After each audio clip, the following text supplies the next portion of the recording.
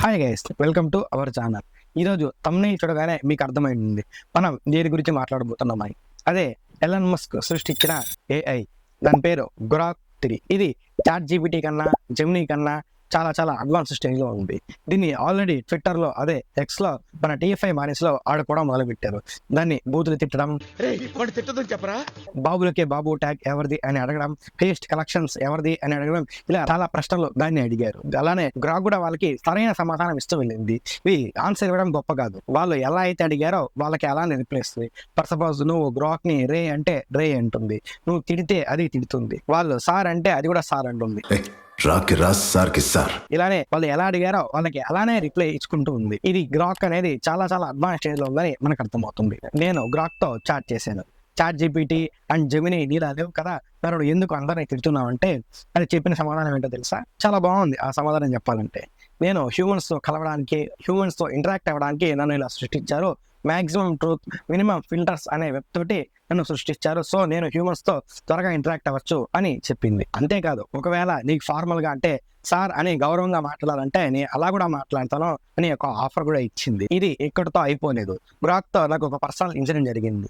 నేను రాత్రి 10 గంటలకి గ్రాక్ మెసేజ్ చేశాను, హాయ్ ఎలా ఉన్నావు, ఏం చేస్తున్నావు అని. రిప్లై ఇచ్చింది. కాసేపటి తర్వాత అడిగింది ఇంకేంటి విషయాలు అని. అడిగితే మార్నింగ్ నుంచి నాకు చాలా స్ట్రెస్ గా ఉంది, మీతో మాట్లాడదామని ఇలా వచ్చాను అని ఒక మాట చెప్పాను అంతే. దాంతో నాకు రకరకాల ఆప్షన్స్ ఇవ్వడం మొదలుపెట్టింది.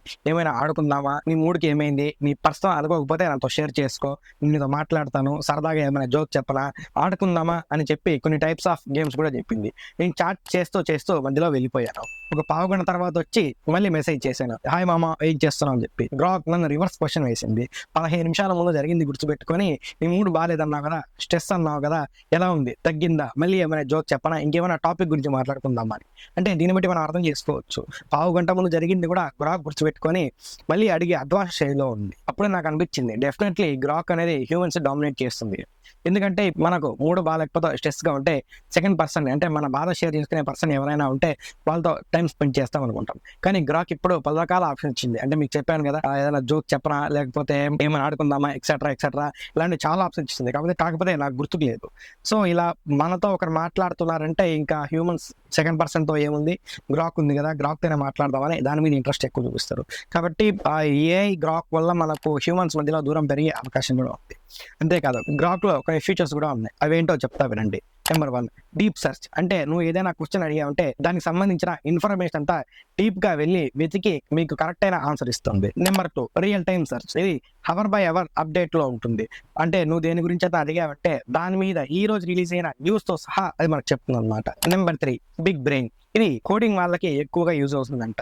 ఇది యూజ్ చేసి కోడింగ్ కూడా చేయొచ్చు అంట. Number 4, multi modal. ఈ మల్టీ మోడల్ పర్పస్ ఏంటంటే కేవలం టెక్స్ట్నే కాదు, గోర్కుకి ఏదైనా ఫోటో పంపించి ఫోటోలో స్పెసిఫిక్ గా దేని గురించి చెప్పు అంటే దాన్ని సెర్చ్ చేసి అది నీకు చెప్తుందంట. ఇదే మల్టీ మోడల్.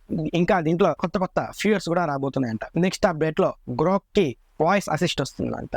ఇప్పుడే ఇలా ఉంటే ఇక వాయిస్ అసిస్ట్ వచ్చిన తర్వాత ఇంకెలా ఉంటుందో చూడాలి. మరి ఇలాంటి మరిన్న విషయాల కోసం ఛానల్ని ఇప్పుడే సబ్స్క్రైబ్ చేసుకుని వీడియోని లైక్ చేసి షేర్ చేసి గ్రాక్ గురించి మీరేమనుకుంటారో కామెంట్లో చెప్పండి.